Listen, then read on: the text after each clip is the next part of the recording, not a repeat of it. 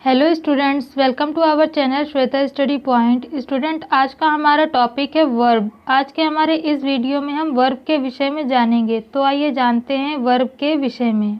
A verb is a word that tell us about the action of a noun और a pronoun. कहने का तात्पर्य यह है कि क्रिया वह शब्द है जो हमें संज्ञा व सर्वनाम द्वारा किए गए कार्य के विषय में बताता है। For example, Saumya is playing in the garden, the mother cooks the food in the kitchen. In these sentences, the words is playing and cooks are saying something about a person. Each word is saying about what a subject is doing. So these are doing words or verbs. कहने का तात्पर्य यह है कि यहाँ इन वाक्यों में लिखे हुए शब्द is playing और cooks शब्द संज्ञा द्वारा किए गए कार्य के विषय में बता रहे हैं। यहाँ इन वाक्यों में लिखे हुए इन शब्दों से हमें संज्ञा द्वारा किए गए कार्य के विषय में पता चलता है। अतः यहाँ इन वाक्यों में लिखे हुए शब्द इस प्लेइंग और कुक्स वर्ब के अंतर्गत आते हैं। आइए अब जानते हैं काइंड्स ऑफ वर्ब के विषय में। There are 3 kinds of verbs. First, transitive verbs. Second, intransitive verbs.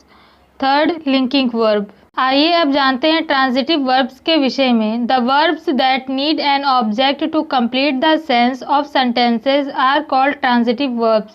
कहने का तात्पर्य यह है कि जिन क्रियाओं में वाक्यों के अर्थ को पूरा करने के लिए ऑब्जेक्ट की आवश्यकता होती है वे ट्रांजिटिव वर्ब्स कहलाते हैं। Verb are action words.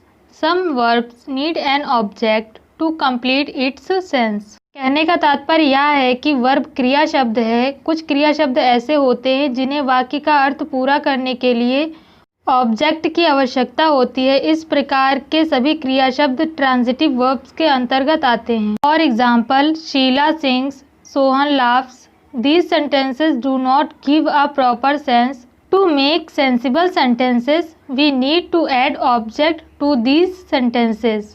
कहने का तात्पर्य यह है कि यहाँ पर लिखे हुए ये वाक्य उचित अर्थ नहीं दे रहे हैं। ये वाक्य उचित अर्थ दे, इसके लिए आवश्यक है कि इन वाक्यों में ऑब्जेक्ट को जोड़ा जाए। For example, Sheela sings a song, Sohan laughs on his neighbour. After adding object to these sentences they have complete meanings. आइए अब जानते हैं इन ट्रांजिटिव वर्ब्स के विषय में।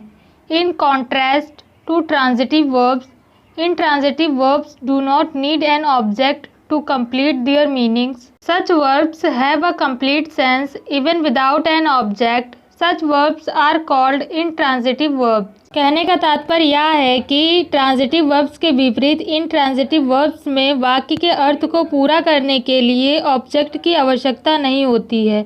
दूसरे शब्दों में कहें तो कुछ वर्ब्स ऐसे होते हैं जिन्हें अपने अर्थ को पूरा करने के लिए ऑब्जेक्ट की आवश्यकता नहीं होती है और इस प्रकार के सभी वर्ब इंट्रांजिटिव वर्ब्स के अंतर्गत आते हैं। For example, some creatures swim, the sick man wept. आइए अब जानते हैं लिंकिंग वर्ब्स के विषय में। A verb that joins a verb with its complement is called a linking verb. कहने का तात्पर्य यह है कि वह क्रिया शब्द जो क्रिया को उसके पूरक के साथ जोड़ता है वह लिंकिंग वर्ब के अंतर्गत आता है।